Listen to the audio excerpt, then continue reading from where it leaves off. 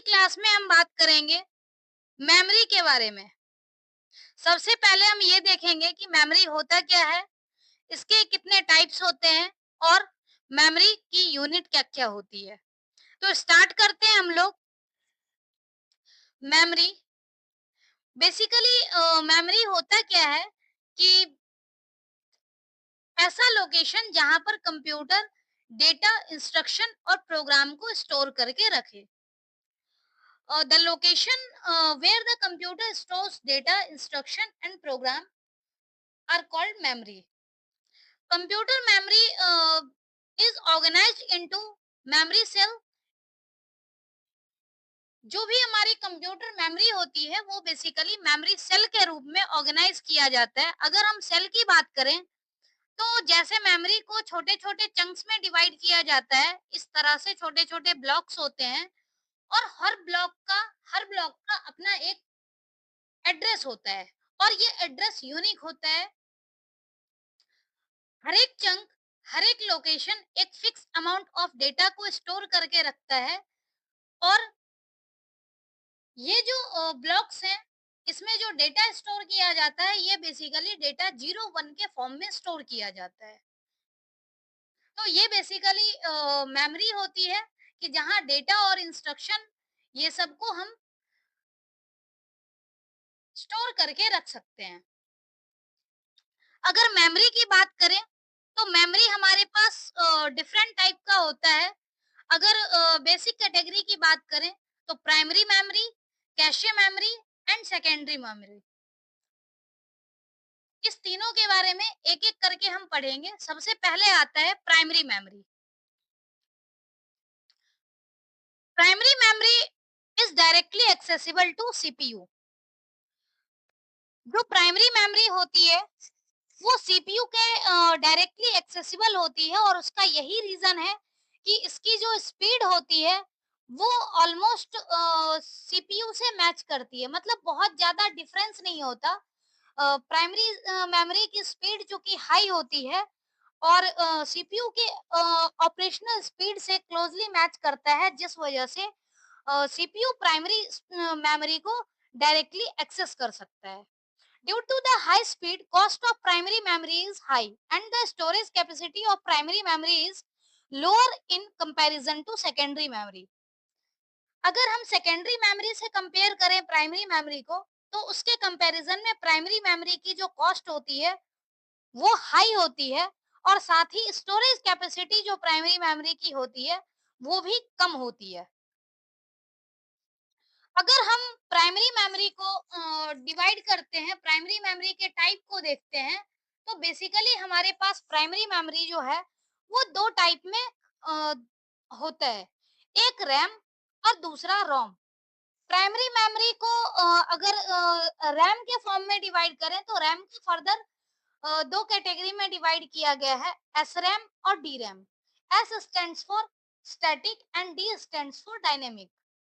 ऐसे ही रोम को हम लोग तीन कैटेगरी में डिवाइड कर रहे हैं, पी रोम, ईपी रोम, ईईपी रोम। इसकी जो भी कैटेगरी है इसको हम लोग डिटेल में पढ़ेंगे, एक एक करके हम पढ़ते हैं। सबसे पहला आता है रैंडम एक्सेस मेमोरी, यानी कि रैम। अगर रैम की बात करते हैं तो रैम को मेन मेमोरी बोला जाता है और रैम एक तरह का वोलेटाइल मेमोरी है। The content of memory are lost as soon as the power of the system is switched off.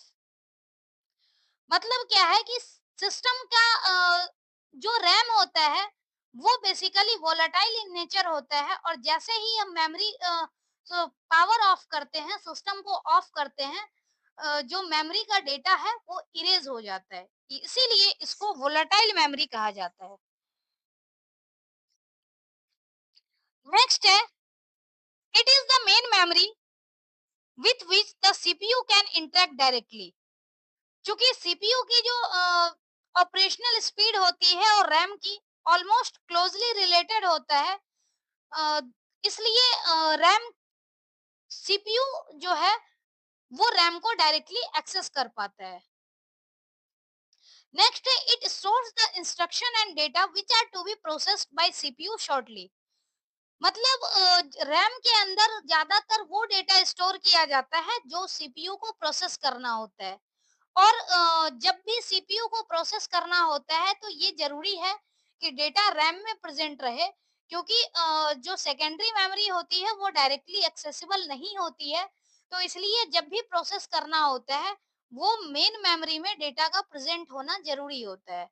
और जो मेमोरी है वो फिक्स साइज ब्लॉक एड्रेस में स्टोर किया जाता है। जैसे हमने मेमोरी का चंक्स के मेमोरी सेल के बारे में पढ़ा कि हर सेल का अपना एक यूनिक एड्रेस होता है, तो इसी एड्रेस में जो है वो डेटा रिसाइड करता है।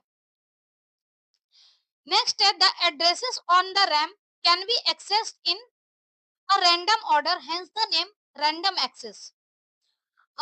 इस मेमोरी का नाम रैंडम एक्सेस इसलिए पड़ा क्योंकि जो मेमोरी सेल होता है वो जैसे मल्टीपल सेल के रूप में डिवाइड किया गया है मेमोरी चंक्स, छोटे छोटे चंक्स में।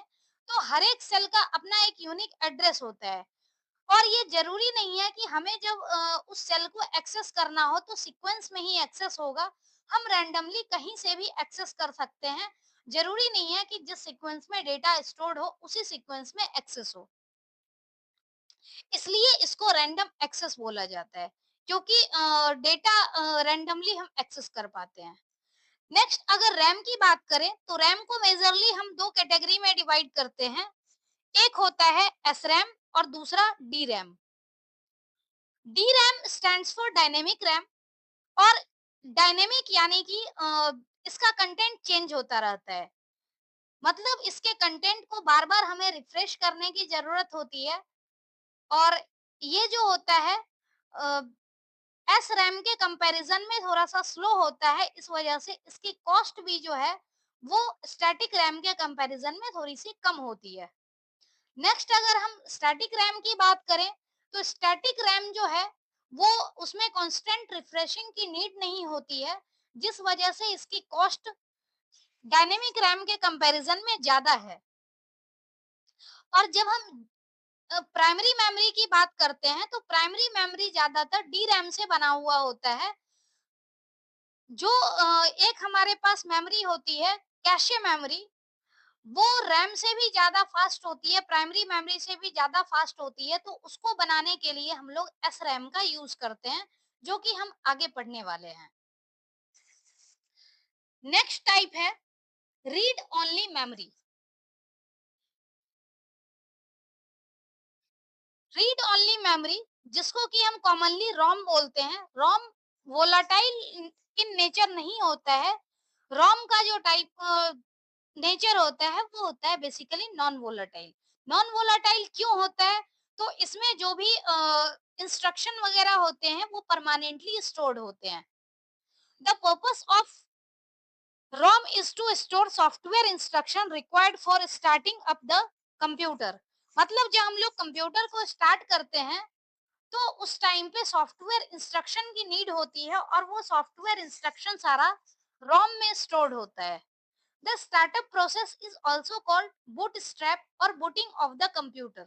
जब हम लोग कंप्यूटर को स्टार्ट करते हैं तो इनिशियली एक प्रोसेस होता है और उस प्रोसेस के दौरान जितने भी बेसिक इनपुट आउटपुट सॉफ्टवेयर होते हैं, बायोस सॉफ्टवेयर बेसिकली बोलते हैं, तो वो सॉफ्टवेयर लोड होता है बूटस्ट्रैप प्रोसेसिंग के थ्रू। तो इससे रिलेटेड जो भी इंस्ट्रक्शन होती है ये सारे इंस्ट्रक्शन रोम में स्टोर्ड होते हैं। अगर रोम की कैटेगरी की बात की जाए तो रोम की कैटेगरी हमारे पास है पी रोम यानी प्रोग्रामेबल रोम, ईपी रोम इरेजेबल प्रोग्रामेबल रोम और ईईपी रोम इलेक्ट्रिकली इरेजेबल प्रोग्रामेबल रोम। रोम जनरली इसके अंदर जो इंस्ट्रक्शन होता है वो पहले से स्टोर होता है। लेकिन प्रोग्रामेबल रोम की बात करें तो इसमें हम अपनी नीड के अकॉर्डिंग प्रोग्राम कर सकते हैं। ये इसके अंदर फायदा है रोम के कंपैरिजन में। नेक्स्ट है ईपी रोम। ईपी रोम यानी इरेजेबल प्रोग्रामेबल। पहला टाइप जो पी रोम है उसमें हम प्रोग्राम तो कर सकते हैं, लेकिन बार बार हम इरेज नहीं कर सकते, एक ही बार प्रोग्रामिंग हो सकती है। लेकिन ईपी रोम में क्या होता है कि हम इसको अपनी नीड के अकॉर्डिंग इसको इरेज भी कर सकते हैं। नेक्स्ट फर्दर जो हमारे पास टाइप है वो है इलेक्ट्रिकली इरेजेबल प्रोग्रामेबल रोम। यानी इसमें जो डेटा इरेज करने का प्रोसेस है वो इलेक्ट्रिकल प्रोसेस के थ्रू डेटा इरेज हो पाता है, अदरवाइज नॉर्मल तरीके से हम इरेज नहीं कर सकते। तो इसका अगर आप फुल फॉर्म भी याद रखेंगे तो फुल फॉर्म से आप इसके पूरे वर्किंग को, डेफिनेशन को पूरी तरह से डिफाइन कर सकते हैं। तो ये बेसिकली रैम और रोम जो था ये प्राइमरी मेमोरी की कैटेगरी में है। नेक्स्ट हमारे पास जो है वो है कैशे मेमोरी। अगर कैशे मेमोरी की बात करें तो कैशे मेमोरी एक इंटरमीडिएट मेमोरी होती है जो सीपीयू और प्राइमरी मेमोरी के बीच में होती है। अब इसकी नीड क्यों पड़ी? तो कई बार क्या होता है कि जो सीपीयू की स्पीड है और प्राइमरी मेमोरी की स्पीड है उसमें काफी डिफरेंस होता है। ऑपरेशनल स्पीड में जब डिफरेंस रहता है तो उस टाइम में हमें एक अलग से मेमोरी की जरूरत पड़ती है जो इस ऑपरेशनल स्पीड वाली जो प्रॉब्लम है उसको ओवरकम कर सके। तो उसके लिए हमें कैशे मेमोरी की जरूरत पड़ती है। Often the cache CPU is faster than RAM and thus has to wait for next instruction to be loaded from memory. कई बार मतलब ऐसा होता है कि जो सीपीयू काफी फास्ट होती है और रैम के कंपैरिजन में काफी फास्ट रहती है, जिस वजह से नेक्स्ट इंस्ट्रक्शन जब हम लोग मेमोरी से लोड करते हैं तो वेट करना पड़ता है। तो इस वेटिंग टाइम को रिड्यूस करने के लिए साथ ही सीपीयू का हमें मैक्सिमम यूटिलाइजेशन करना होता है। तो थ्रूपुट इंक्रीज करने के लिए हमें कैशे मेमोरी की जरूरत पड़ती है और ये कैशे मेमोरी सीपीयू और प्राइमरी मेमोरी के बीच में प्लेस्ड होता है। नेक्स्ट है cache memory holds frequently used instruction and data and make them readily available to CPU. यानी इसमें फ्रीक्वेंटली यूज इंस्ट्रक्शन भी स्टोर्ड होते हैं, डेटा स्टोर्ड होते हैं, ताकि जब भी हमें जरूरत हो हम इसका इजीली एक्सेस कर पाते हैं। और अगर मेन मेमोरी में होता है तो मेन मेमोरी के कंपैरिजन में अगर कैशे मेमोरी में हो तो ये ज्यादा जल्दी एक्सेसिबल होता है, इसलिए इस कंडीशन में हम लोग कैशे मेमोरी का यूज करते हैं। नेक्स्ट थर्ड टाइप है secondary memory. Secondary memory basically permanent memory होती है, इसको हम ऑक्सिलरी मेमोरी के नाम से भी जानते हैं। ये secondary memory non volatile nature का होता है, क्योंकि जब कभी भी हमें डेटा को परमानेंटली स्टोर करना हो तो हमें ऐसे स्टोरेज की जरूरत पड़ती है जो सिस्टम बंद होने के बाद भी हमारा डेटा उस कंप्यूटर में स्टोर्ड होना चाहिए।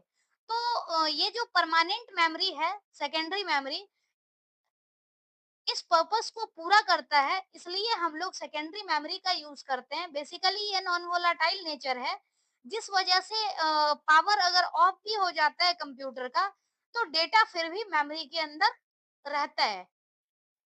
अगर इसका एग्जाम्पल देखें तो एग्जाम्पल है हार्ड डिस्क, एसएसडी और जितने भी हम लोग पेन ड्राइव, फ्लैश ड्राइव वगैरह यूज करते हैं ये सभी सेकेंडरी स्टोरेज यानी सेकेंडरी मेमोरी का एग्जाम्पल है।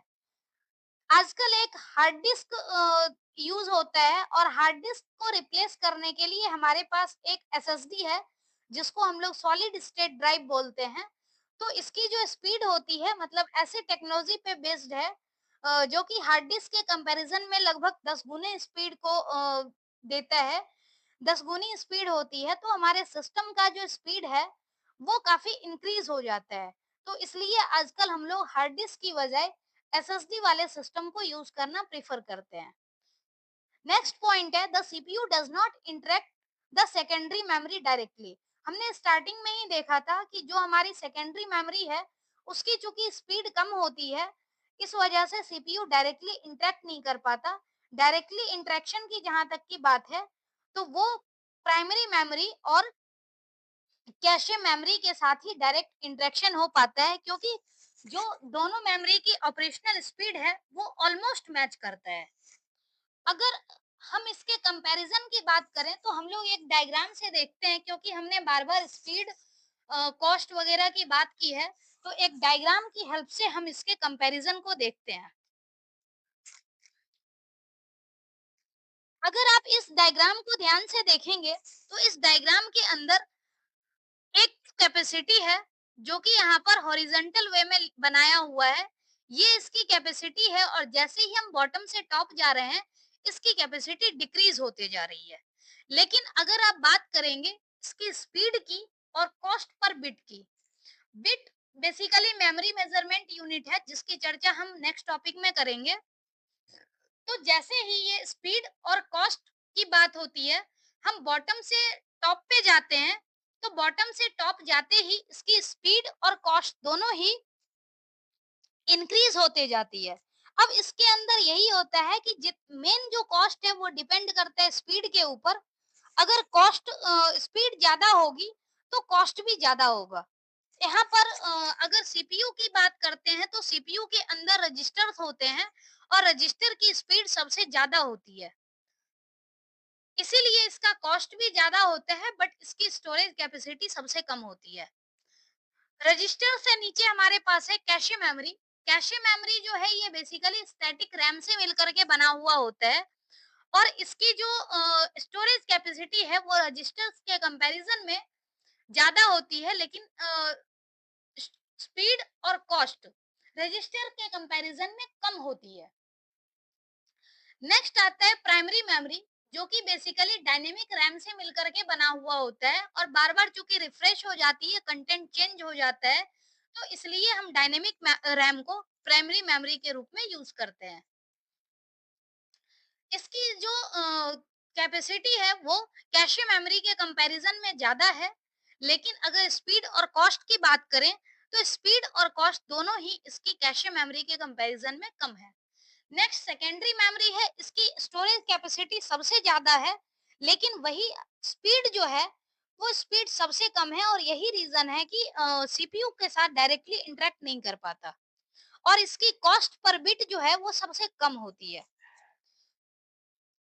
नेक्स्ट एक और चीज है कि ये जो रजिस्टर कैशे मेमोरी और प्राइमरी मेमोरी है वो हर एक केस में क्या होता है, सिस्टम के अंदर होता है और ये टेम्पररी स्टोरेज एरिया होता है, मतलब इसके अंदर जो है डेटा परमानेंट स्टोर नहीं हो सकता, इस वजह से हम लोग इसको इंटरनल मेमोरी कहते हैं। और दूसरा क्या है कि इंटरनल कहने का एक और भी रीजन है कि ये ज्यादातर सिस्टम के अंदर होता है और इसमें जो डेटा है हमें स्टोर करने का ऑप्शन नहीं होता, कुछ भी ऑटोमेटिक स्टोर होता ही होता है। ये रहता है कि जब भी जरूरत होगी कंप्यूटर अपने आप डेटा को स्टोर करता जाएगा। नेक्स्ट जो हमारी सेकेंडरी स्टोरेज है इसको परमानेंट स्टोरेज एरिया कहा गया है और ये एक्सटर्नल मेमोरी इसको बोलते हैं।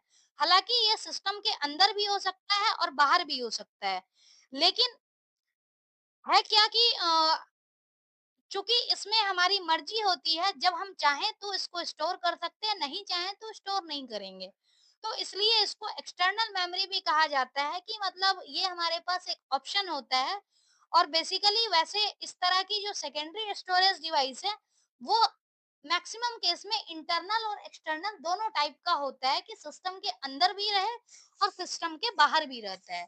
तो इस डायग्राम से बेसिकली हम लोग ये जो कॉस्ट कैपेसिटी स्पीड वगैरह का रिलेशन था वो ऑलरेडी क्लियर हो चुका है। अब अगर हम बात करते हैं इसके यूनिट की, तो मेमोरी की जो यूनिट होती है वो स्मॉलेस्ट यूनिट बिट होती है। जो मेमोरी मेजरमेंट यूनिट है उसको हम लोग इसलिए पढ़ते हैं ताकि किस टर्म में हमें मेमोरी को मेजर करना है, कितना स्पेस लेगा, ये सारी चीज हम लोग कैलकुलेट कर सकें। तो सबसे जो स्मॉलेस्ट यूनिट है उसको बिट बोला जाता है और बिट का मतलब है बाइनरी डिजिट। हमारे पास दो बाइनरी डिजिट होते हैं, आइदर 0 और 1, और जितना भी डेटा है वो बेसिकली इसी बाइनरी डिजिट का सीक्वेंस मिल करके ही बना होता है। अगर हम सीक्वेंस की बात करते हैं तो बाइनरी डिजिट को 4 बिट को मिला करके हमारे पास एक सीक्वेंस बनता है जिसको हम लोग बोलते हैं निबल। वहीं दूसरा सीक्वेंस हमारे पास होता है वर्ड्स, जिसकी भी एक फिक्स लेंथ होती है और ये लेंथ डिपेंड करता है कि हमारे सीपीयू का आर्किटेक्चर क्या है। आर्किटेक्चर के अकॉर्डिंग इस वर्ड की लेंथ वेरी करती है। हम लोग इस टेबल के रूप में देखते हैं। इस टेबल को ध्यान से देखने पर यह पता चलेगा कि इसके अंदर हमारे पास कुछ मेमोरी यूनिट दी गई है और ये मेमोरी यूनिट के बारे में सबसे पहले मैं बता दूं, तो जैसे ही ये सबसे स्मॉलेस्ट यूनिट हमारे पास है बिट, और जैसे ही हम टॉप से बॉटम आते जाते हैं, मेमोरी जो है उसकी यूनिट जो है साइज है वो इंक्रीज होते जाती है। ये चीज हमारे पास है। अब सबसे स्मॉलेस्ट यूनिट जो बिट है, बिट, इसको हम स्मॉल बी से रिप्रेजेंट करते हैं, और ये आइदर 0 हो सकता है या फिर 1 हो सकता है। यानी एक बिट में हम लोग कोई एक डिजिट को ही रिप्रेजेंट कर सकते हैं, आइदर 0 और 1। निबल, निबल का मतलब है 4 बिट्स, यानी ग्रुप ऑफ 4 बिट्स को हम लोग निबल बोलते हैं। वर्ड्स, वर्ड्स, वर्ड बेसिकली क्या होता है, ग्रुप ऑफ बिट, और ये ग्रुप ऑफ बिट मिला करके एक सिंगल यूनिट बनती है। ये ग्रुप चाहे 8 बिट का हो सकता है, 16 बिट, 32 बिट और 64 बिट।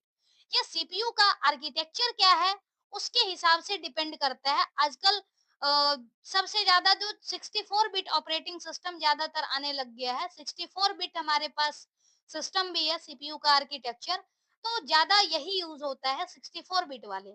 अदरवाइज इससे पहले 32 बिट का भी होता है, बहुत पहले के टाइम में ये 8 बिट, 62, 16 बिट भी यूज होता था। नेक्स्ट यूनिट है बाइट। जो बाइट है उसको हम कैपिटल बी से डिनोट करते हैं, और जो बिट होती है उसको हम स्मॉल बी से डिनोट करते हैं। 1 बी का मतलब होता है 8 बिट्स, 1 बाइट यानी 8 बिट्स। अगर 1 केबी की बात करें, 1 किलोबाइट यानी 1 केबी 1024 बाइट के बराबर होता है।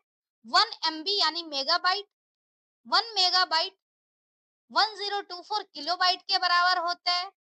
1 जीबी यानी गीगाबाइट, 1 जीबी जो है वो 1024 मेगाबाइट के बराबर होता है। 1 टीबी इक्वल टू 1 टीबी यानी टेराबाइट, 1 टीबी 1024 जीबी के बराबर होता है।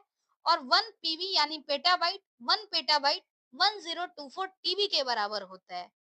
अब इसमें जो भी चीज है वो पूरा का पूरा फंडा जो है वो 2 टू दी पावर n का है, जहां पर n जो रिप्रेजेंट कर रहा है वो नंबर ऑफ बिट्स को रिप्रेजेंट करता है।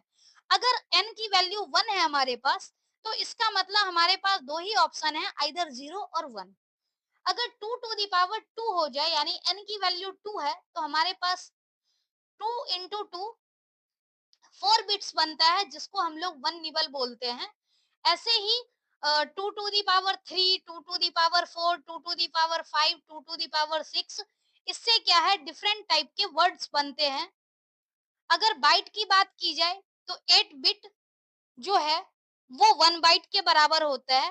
1024, 1024 का मतलब होता है 2 टू दी पावर 10, और 2 टू दी पावर 10 जहां पर भी आप कन्वर्जन करोगे, कन्वर्जन बेसिकली जैसे हम लोग बचपन में करते थे कि हमारे पास किलोमीटर में दिया हुआ होता था, उसको मीटर में कन्वर्ट करते थे, मीटर को किलोमीटर में। तो ऐसे ही बड़ी यूनिट से छोटी यूनिट में, छोटी यूनिट से बड़ी यूनिट में हम इसका भी कन्वर्जन कर सकते हैं। कई बार एग्जाम में हमारे पास ये भी आता है कि आइदर इस यूनिट को असेंडिंग या डिसेंडिंग ऑर्डर में कन्वर्ट करने के लिए, अरेंज करने के लिए, या फिर कई बार स्मॉलेस्ट लार्जेस्ट हमें एमसीक्यू के फॉर्म में फाइंड आउट करने के लिए दिया जाता है। तो ये सारी तरह के जो है वो कंसेप्ट से रिलेटेड क्वेश्चन आपके एग्जाम में देखने को मिलते हैं। तो बेसिकली हमने आज की क्लास में मेमोरी के बारे में ही पढ़ा कि मेमोरी कितने टाइप की होती है, और उसके डिटेल में भी पढ़ा। दूसरा मेमोरी हायरार्की के बारे में पढ़ा, हालांकि ये टॉपिक हमारे सिलेबस में नहीं था, लेकिन जब भी हम लोग इसकी कैटेगरी को डिटेल में हम पढ़ते हैं तो हमें ये कंसेप्ट पता होना चाहिए। और नेक्स्ट हमने पढ़ा यूनिट, मेमोरी यूनिट के बारे में। तो ये हमारा आज का लास्ट टॉपिक था। बाकी जो भी इसका अगला टॉपिक है वो अगला टॉपिक हम अगली क्लास में करेंगे। अगला टॉपिक बेसिकली हमारा सॉफ्टवेयर का होने जा रहा है। तो इसके बाद हम लोग नेक्स्ट टॉपिक पे आएंगे। तब तक के लिए आप लोग जो भी वीडियोस रिकॉर्ड किए गए हैं पुराने, उसको आप नहीं देखे हैं तो प्लेलिस्ट में जा करके देख सकते हैं। थैंक यू, चैनल पे बने रहिए।